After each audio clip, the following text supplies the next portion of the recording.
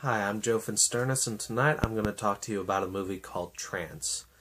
Now, this movie follows a guy named Simon who works at an auction place where, they auction off fine art. One day, these criminals break into the place to steal this one particular painting, and when they find out that it's gone missing from the frame, they start to target Simon and interrogate him, but he doesn't remember where it is because he got knocked out during the robbery. And so he ends up going to see this hypnotherapist named Elizabeth who can hopefully help him out and in the process save his life. Now, as this movie starts out right off the bat, it does a really good job of introducing the characters, and it's pretty intriguing to watch. It starts off with this monologue by Simon himself as he's talking about the different policies as to what him and the other workers are going to do in the event of a robbery. And then right after that, you see the criminals breaking in and just tearing through every single security measure that he's just mentioned.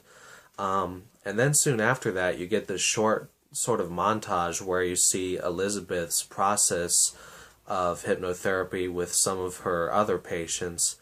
And again, it's very intriguing to watch. The movie started out really solid, but then after a while, it started to get pretty confusing. After the hypnotherapy session started and everything, it felt like the movie was becoming a little muddled for me. Easily the most confusing character in the film is the hypnotherapist, Elizabeth. I just kept wondering to myself, who's she on sides with? Because for a minute it seems as if she cares about Simon and that she wants to help him, but then the next minute it seems as though she's siding with the criminals and that she's, meaning to help them out and get a part of their cut from this painting. So after a while, I was pretty worried that this was going to end up just being some big convoluted mess. I don't really want to say exactly what this thing was that Elizabeth did, but there was a small moment with her early on in the film that just kept bugging me throughout. It indicated that she cared about Simon very deeply, and I just kept wondering, why does she care? Why does she care? Why does she care? Did these people ever know each other beforehand? Because the movie gives very little indication of that at the beginning, but then once it reaches the final act, it does finally come together and make sense. And I think that this movie would definitely benefit from a rewatch now that I have a firm grasp of what's going on, because the first time around was a very frustrating experience for me. As far as some of the other elements go with the movie, I thought that the hypnotism scenes were very fun to watch. They became very surreal. You always see what's going on in Simon's mind or the mind of whoever's being hypnotized. And again, it's pretty interesting to watch. There's also some really hard-hitting violence in the film. I mean, it's not like back-to-back non-stop violence where you get blood and gore every minute.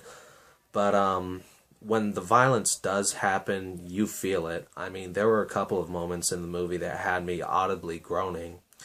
And the film was handled by some pretty capable people. I mean, the cast is pretty damn solid. The main characters in it are played by actors such as Rosario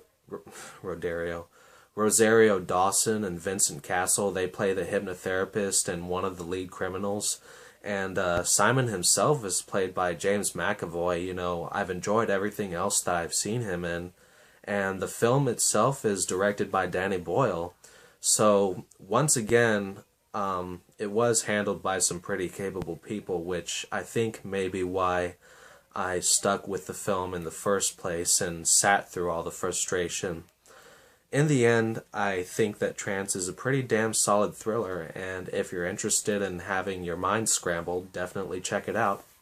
Anyway, that's all I've got to say about Trance. I hope you all have a good one.